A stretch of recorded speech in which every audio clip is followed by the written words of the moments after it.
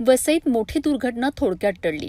मेढे वडघर परिसरातील तब्बल 45 वर्ष जुना पूल शनिवारी सायंकाळी अचानक कोसळला. पूल कोसळताना त्यावरून जात असलेली 2 वाहने थेट खाली पडली. सुदैवाने या घटनेत कोणतीही जीवितहानी झाली नाही, मात्र दोन्ही वाहनांचे मोठे नुकसान झाले आहे. अतिभार वाहतुकीमुळे पूल कमकुवत झाल्याचा आरोप ग्रामस्थांनी केला असून या घटनेनंतर प्रशासनाच्या भूमिकेवर गंभीर प्रश्न उपस्थित झाले आहेत. वसई पूर्वेतील मेढे ग्रामपंचायत हद्दीतील मेढे ते वडघर काळभोन आणि लेंडी गावांना जोडणारा पूल शनिवारी सायंकाळी 4:30च्या सुमारास अचानक कोसळला.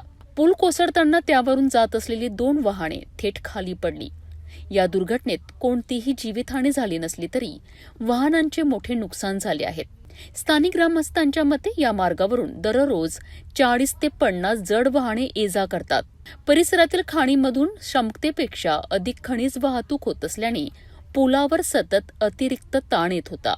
याबाबत अनेक वेळा प्रशासनाकडे तक्रारी करण्यात आल्या होत्या, मात्र योग्य वेळी उपाययोजना न झाल्याने अखेर पूल कोसळल्याचा आरोप ग्रामस्थांनी केला आहे. या घटनेमुळे वडघर, कडभोन आणि लेंडी गावांचा संपर्क तुटला असून नागरिकांना आता गणेशपुरी मार्गे तब्बल 20 किलोमीटरचा अतिरिक्त प्रवास करावा लागणार आहे. 45 वर्ष जुन्या या पुलाच्या दुर्घटनेनंतर परिसरात संतापाचे वातावरण निर्माण झाले असून नव्या पुलाची मागणी जोर धरत आहे.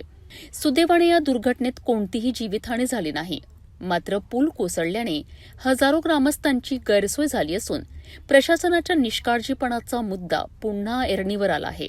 या प्रकरणी चौकशीसह नव्या पुलाच्या उभारणीची मागणी आता जोर धरत आहे.